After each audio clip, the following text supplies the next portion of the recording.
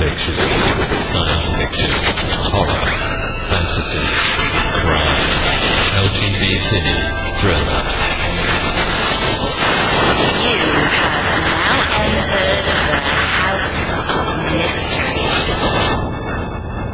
with your hosts, Eric Shapiro, David Lord Martino,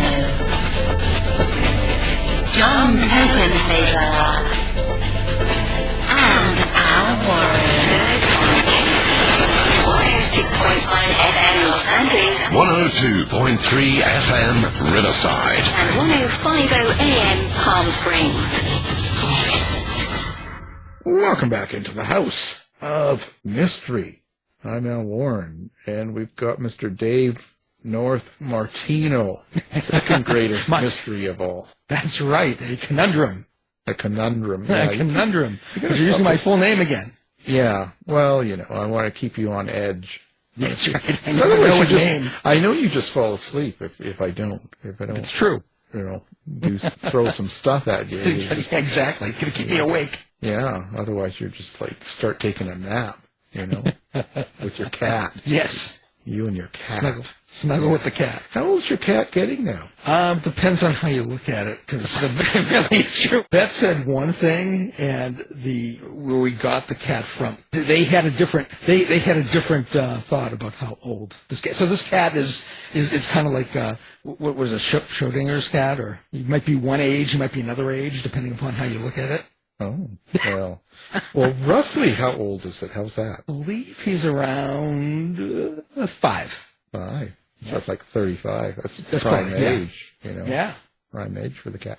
And you actually take it out with a leash, don't you? Sometimes. Well, harness. And sometimes I just go out and we just put a collar on him, so if he runs off, he still has the collar. But I basically go out there with him and give him some outdoor time so he can sniff around the grass and eat the grass. Yeah, of course he needs it. If he eats your cooking, he needs grass. Yeah, to help exactly. his digestion. No, he won't eat human food. Oh, I wouldn't either. He will only he won't eat my food. He'll only eat out of cans. Yeah, it's kind of it's kind of like in that movie. What is that movie? They only eat out of cans. It's a horror film. I can't remember the name of it. Some sort of zombie thing. Anyway. Well, we're going to talk a little bit about fantasy and horror and things like that, you know, supernatural, I guess. So we've got a writer from the UK, and the new book is called The Hiding, and the author that's with us is Alethea Lyons. So welcome, Thea, to the show. Hi, thank you for having me. Well, it's a pleasure. Now, is this your first book, or when did you start writing? This is my first published book. It's, I think, the 4th one I've written, but the others are just here waiting on my computer for someone to read them. But I've been writing since I was really little. My father also writes, so it's kind of in my family. So you've always had that in your mind, like when you were young, like a kid in school and all that, you were thinking you were going to be a writer? Yeah, I remember the earliest things I wrote when I was about 6. I wrote a story about some witches living in a cave, and something to do with a robot that kept making bubbles that couldn't be burst. So I was always writing speculative stuff as well. So are you a horror fan, or are you a fantasy fan? Like, how do you classify yourself? Definitely on the fantasy side. I'm a complete wuss, which my mother thinks is a funny thing because she's read some of the things I've written, especially the short stories, and some of them are very much on that borderline between dark fantasy and horror. And most of the people in my writing group are horror writers. So I've had to get a lot more into it since joining that group. Right. Well, you know, it's a very close thing, and especially for older people, like old people like myself, I always classify them all as the same. To me, dark fantasy, horror, it's all sort of in the same group for me. How do you see a difference? Like, what's different about dark fantasy as compared to straight up horror? I generally see sort of 2 main streams of horror. You have the horror that's the straight up jump scare, gore kind of horror, which I think is very different and isn't necessarily overlapping with fantasy at all, because that can be things like your very human things like serial killers and things like that. But then you also have the more psychological horror, and I think that often overlaps more with fantasy. And there can be the element of, is it something fantastical or is it something that is human but has been really twisted. Or there's things like we have obviously vampires as very much a crossover because they're a supernatural creature, so they're fantasy, but they're primarily regarded as horror because they do such horrible things. So I think it's really difficult to draw the line. I think horror probably is the intent deliberately to scare? Is that what it's been created for? Is it to scare, or is it something else? And horror, it can be a lot more aggressive and more blatant with violence, I guess, than dark fantasy or fantasy. I guess that can be too, but I think of it as more subtle. Yeah. In a fantasy. I think of it more of a mental element than a physical. But again, I'm just trying to figure things out because like I said, I'm ancient.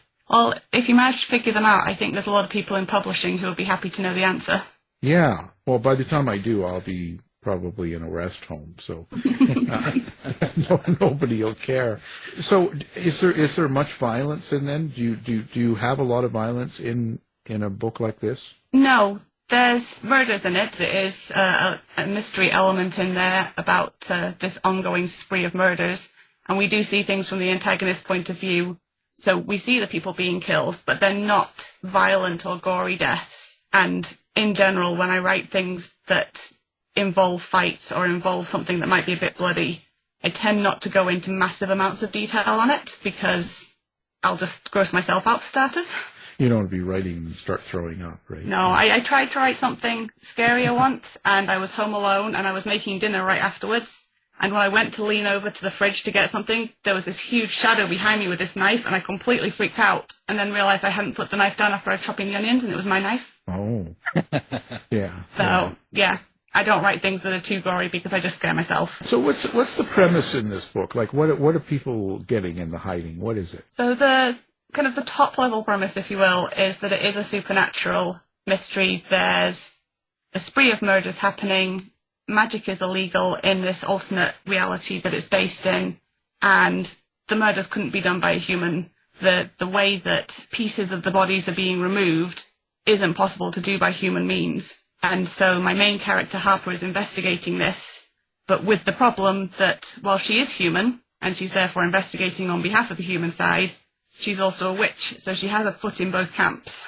So does this take place in modern-day Earth, or how do you describe the setting? So it's a dark alternate version. It's broadly contemporary. I've not kind of pinned it to a particular year, but they have similar technology levels to us in terms of laptops and phones and things like that. Similar levels of forensic science, which comes into it. But in a world where there's been some key differences in history and where magic is considered a fact. So depending on who you ask, where it comes from, whether it comes from God or the devil or somewhere else, but everyone knows that magic is something that genuinely exists. There are supernatural creatures out there, and that's given a big kind of dark turn to history because that's been banned. It's done so many terrible things, and it's created almost this kind of secret police to battle it. Well, did you create your own magic system for this novel, or how do you work with that? Did you go back to contemporary magic? Did you go into mythology? How does that work? So for this one, I did a lot of reading on witchcraft because my character is a witch. She's a seer, so she has primarily dreams of things that are happening or about to happen. So I did a lot of reading into both kind of the modern interpretations of how people look at dreams and how people practice religions like Wicca, but also historically, particularly kind of going around the 1600s times when you've got all the witch hunts and what kind of things people were being accused of doing then. It's kind of interesting. Do you have kind of a supernatural past or something where you do interact like with ghosts, if you had some sort of paranormal experiences that you draw from? No, it's not something that I personally believe in. So someone asked me recently what's the creepiest thing that's ever happened to you, and I was struggling because even when it's creepy at the time, because your brain thinks, oh, that could be a ghost, my brain the next morning goes, well, I don't believe in that. So it's more just, I think, growing up with that interest in fantasy and the idea that there could be magic, that there could be fairies living at the bottom of your garden that you can't see, that there might be a spirit living in the tree and the tree has that life of its own. And those kind of hidden but nicer magics being in the world. That's interesting to write a book about it in detail and not really have any background or belief in it. That's kind of how do you put yourself into that kind of a frame of mind to write in that style? So there are things that, like, my character doesn't believe in ghosts either. It's not something in their universe that they have undead. So we mentioned vampires before. They wouldn't have vampires in their universe because there is a faith-based element in the book. And I didn't want to muddy the waters with things that can be afterlife as opposed to just alternate life in this universe. And I said, I think that kind of magic side of things has always been interesting, and I don't necessarily disbelieve that there can be magic in the world. I think it was Terry Pratchett who was talking about, one of the big authors I was reading one time was talking about being able to hold contradictory beliefs simultaneously. And I think the scientific bit of my brain that goes, this is how the world works, can believe one thing, and then the fantasy writer part of my brain can go, but if there was magic, could you detect it with that science anyway? It could be sitting right there and we just can't see it. And that's very much what the hiding is about, that magic is there and people can't see it. And how can we detect it scientifically, and how can it interact with modern society? Yeah, just go over to Dave's house and you'll see all sorts of interactions going on over there that are supernatural. Natural. Paranormal. Yeah. I mean, who hasn't thought their computer was haunted or taken over by some kind of gremlin? Right. Yeah. Story of my life. Okay, so now your main characters. Who are your main characters in this? This is, what is it, Harper? Harper, is that one of your main characters? So Harper is my main character. She's the one I mentioned before, the seer. And most of the novel is from her point of view. And through the course of the novel, she assembles this team that starts with her foster sister, Grace, and then they're joined by other people as the book progresses. There's a couple of scenes that are from their points of view. So we have a deception demon who she accidentally summons and who decides to stick around because it looks funny. So there's a couple of bits that are from his point of view because he's just really fun to write. And then the other parts are from the antagonist's point of view. So she's kind of a main character as well. Well, how do you get yourself into the head of something like that?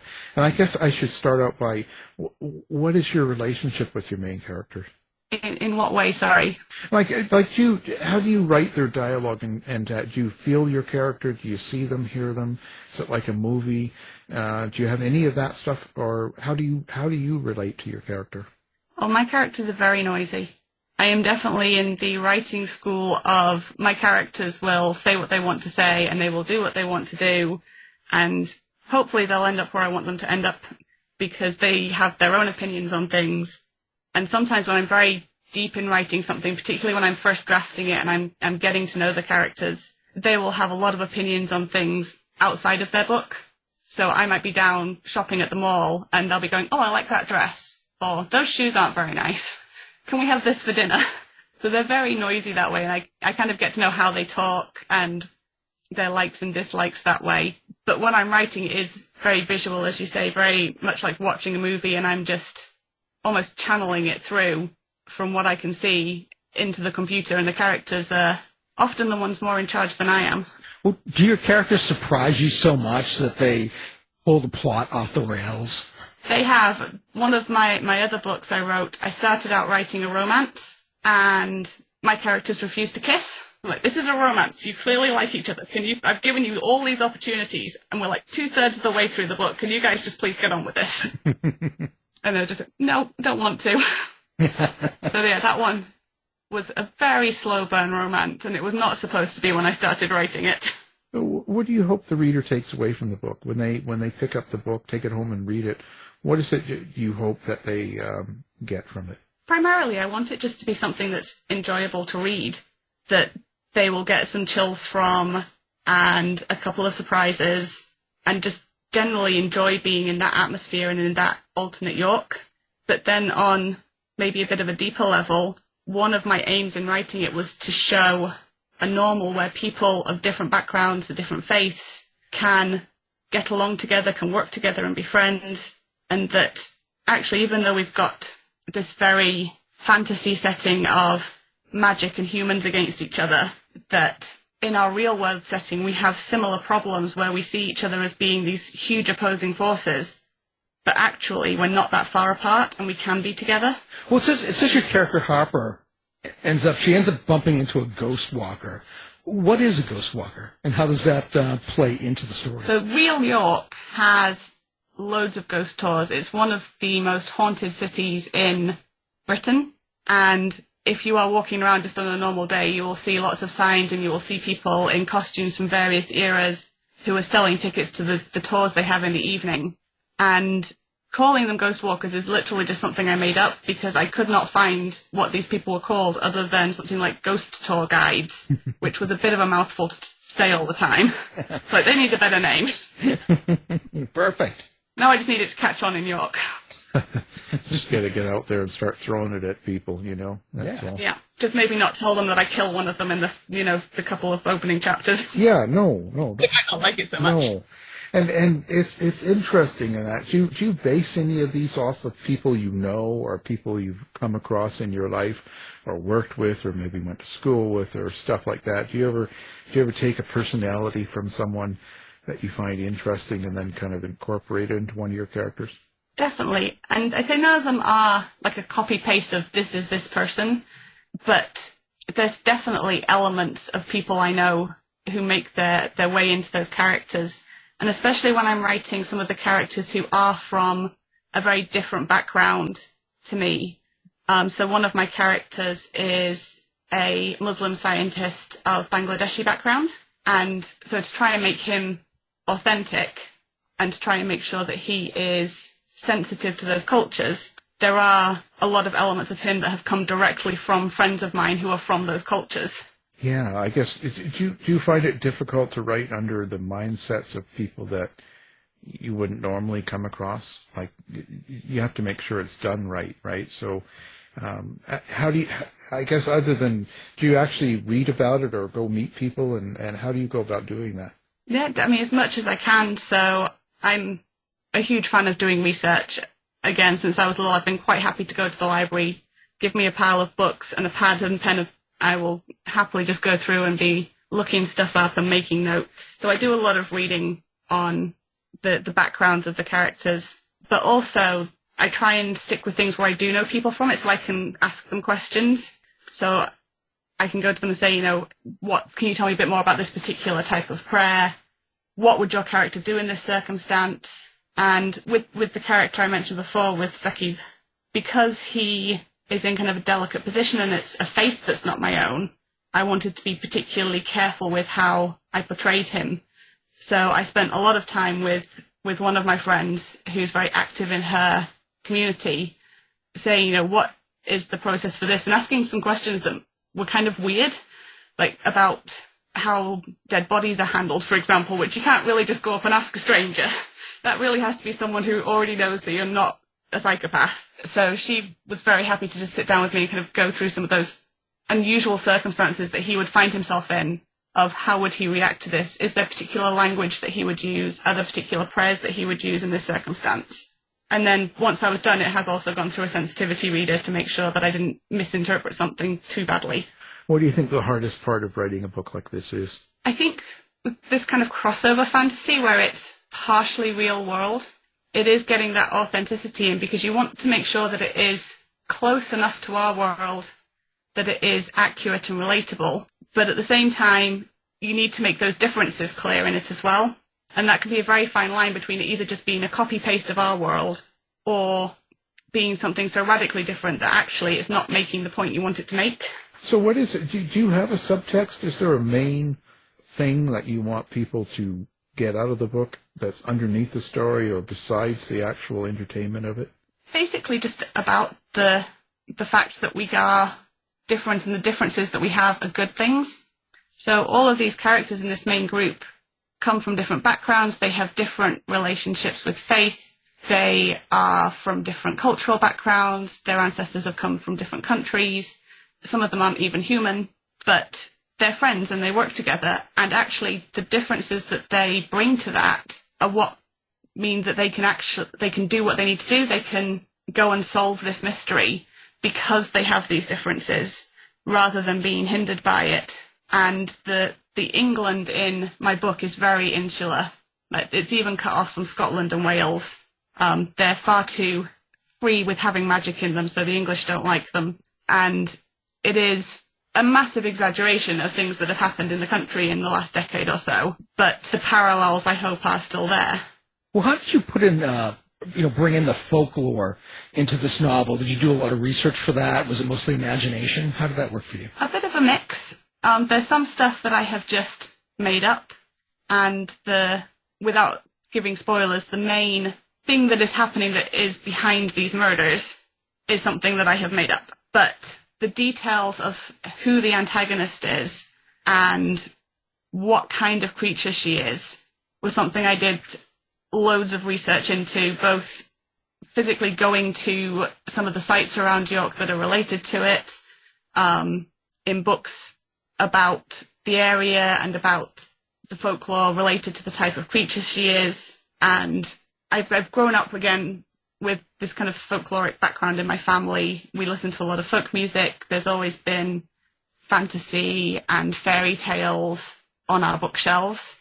So a lot of those creatures are already very familiar from British folklore, and kind of bringing some of those into it, I think, is one of those things that gives it that bit of authenticity, because it is similar to our world, and there is that element of, well, we have believed in these things in the past, so could there be something that's still out there that's gone into hiding, and we've stopped believing in it, but actually we shouldn't have. Is there a particular character, like they say the writers in every character somewhat, but is there one character you find yourself relating to more than all the others? Maybe you feel more part of?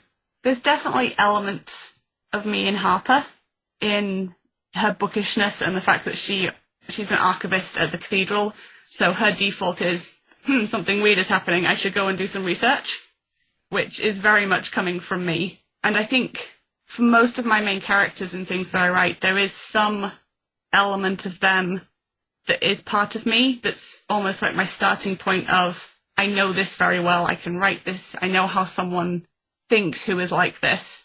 And then other different elements of their character will come in, and they won't be like me in many other things, but I find having something as a connection is a really good starting point. I think that also, I guess your setting sounds important to you. So do you write it like a character in itself? Definitely. It was very important to me to pick the right place for it, because I had the idea for the characters and the plot first.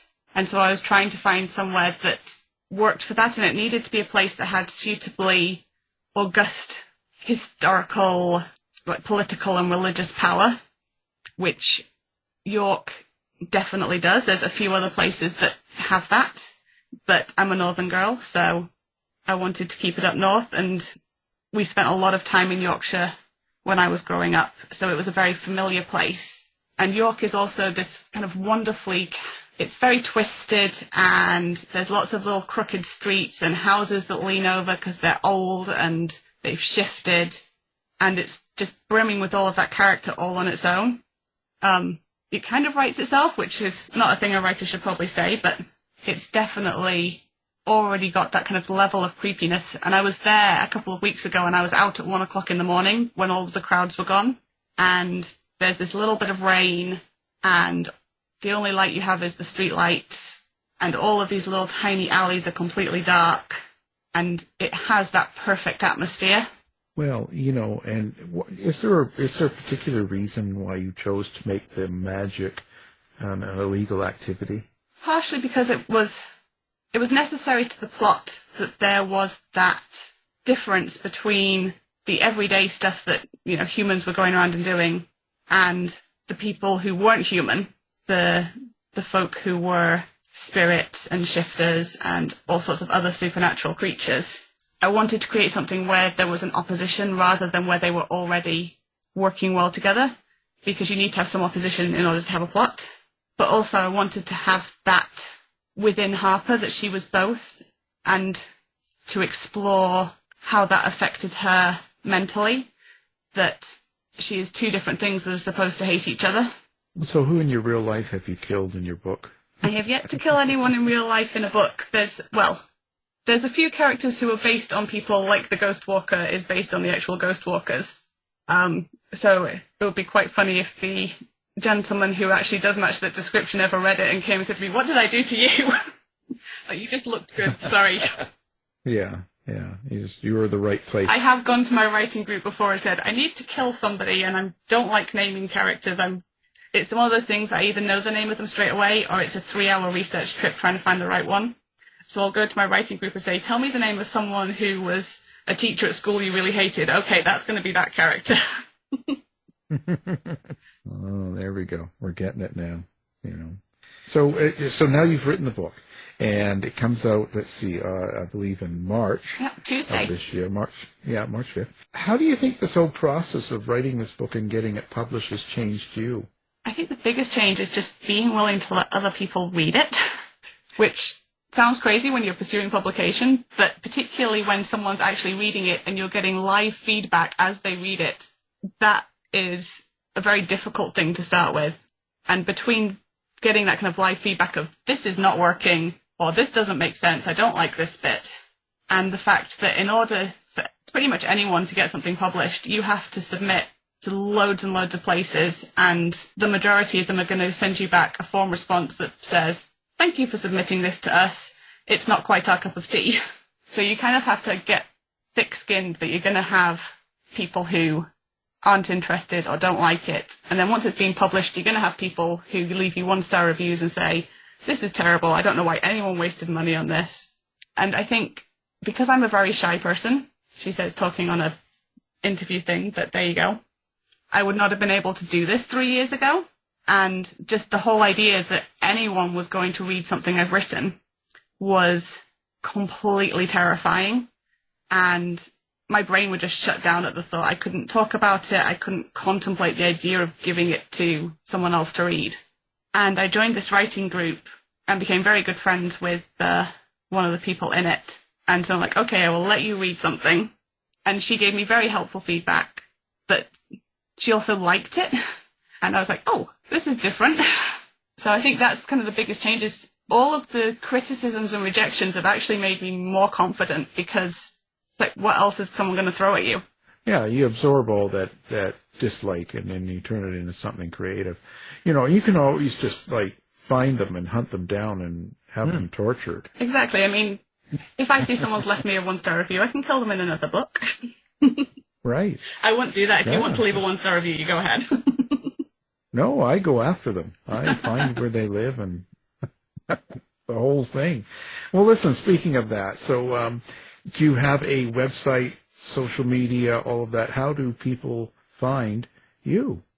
I have all of those things. I'm most active on Twitter, but there's also my website, and that has a couple of sample chapters on it and some other bits and pieces as well, some extra material.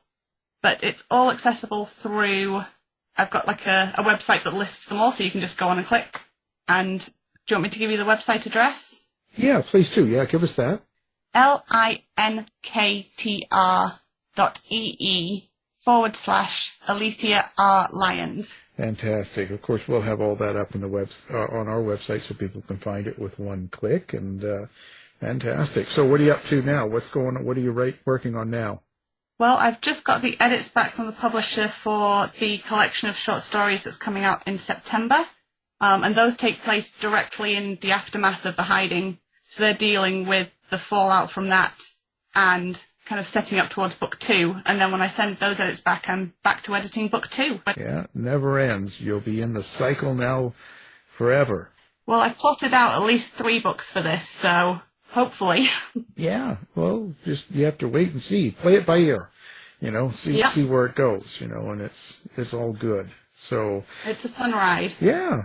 Well, anyway, the book we're talking about is called The Hiding, and our guest is the author of that book, and it's Alethea Lyons. So thank you for being on the show. Thank you. It's been really fun talking to you. Thanks, Thea. You've been listening to the House of Mystery radio show. To find out more about our guests, hosts, or show, go to www.houseofmystery.com. Show's over for now. Was it as good for you as it was for me? Well, good night. This has been a production of Something Weird Media. I'll be back.